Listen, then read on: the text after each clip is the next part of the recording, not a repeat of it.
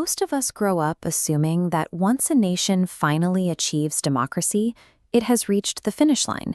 We treat it as the ultimate political achievement, a stable endpoint where we have finally arrived.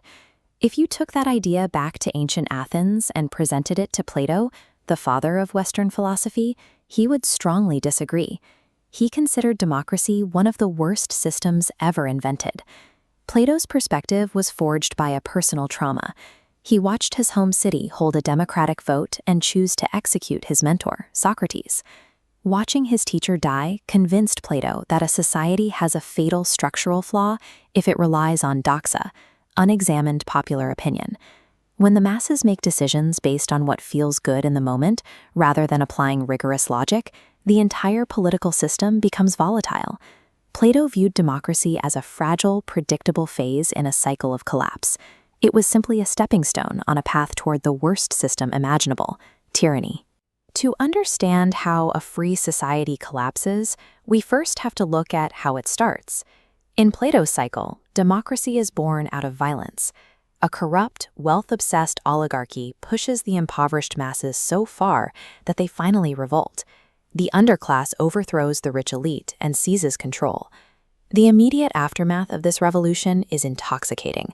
Plato praised the aesthetic of early democracy, calling it a coat of many colors. It is a highly tolerant society bursting with variety, where liberty is the highest virtue. Inside this utopia is a slow-ticking clock. The general public lacks an education in philosophy or critical thinking. Without that foundation, their political decisions aren't guided by reason. They are driven entirely by their base appetites and a desire for short-term pleasure.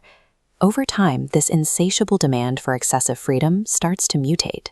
The idea that nobody should be told what to do expands until the culture entirely rejects any form of authority or hierarchy.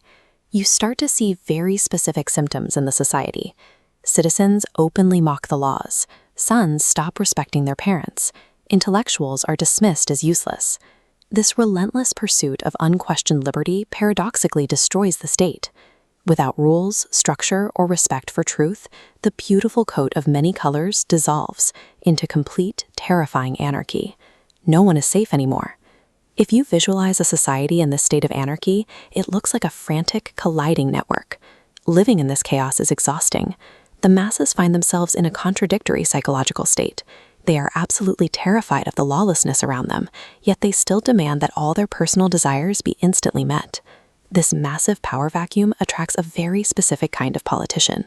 Plato called him the champion, a demagogue who recognizes the fear in the crowd and steps in to offer a solution. The champion doesn't build a following by proposing rational policies or displaying deep wisdom.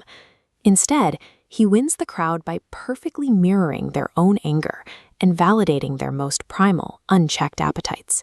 He seduces the masses with a series of impossible, highly appealing promises. He tells them he will cancel their debts, redistribute the land, and brutally punish the old elites who used to look down on them. This is the trap of democracy. An uneducated public, lacking the critical thinking skills to see through the lies, joyfully and democratically hands their own power over to a dictator. They surrender their freedom simply because he told them exactly what they wanted to hear. The moment the champion consolidates absolute power, he instantly drops the friendly facade. The champion has now become the tyrant. Plato offers a terrifying description of this newly minted dictator, calling him a man who takes madness as his bodyguard. The tyrant quickly realizes that to survive the very chaos he helped create, he must become a predatory wolf. His first dictatorial actions are highly targeted. He systematically hunts them down, exiles them from their homes, or executes the wise and good. Anyone who possesses the intellect to challenge his rule or point out his contradictions is eliminated. Plato draws a direct parallel between the collapse of the state and the collapse of the individual mind. Underneath the absolute political power, the tyrant is ultimately just a man, whose own soul is completely enslaved by his lawless, unchecked desires. He is utterly incapable of governing himself. Political institutions alone cannot save us from our own psychology. Freedom without the anchor of rigorous education and reason is really just a countdown to tyranny. If we want to save our democracies, we have to start with ourselves. we have to master our own desires before a demagogue figures out how to use those desires to master us.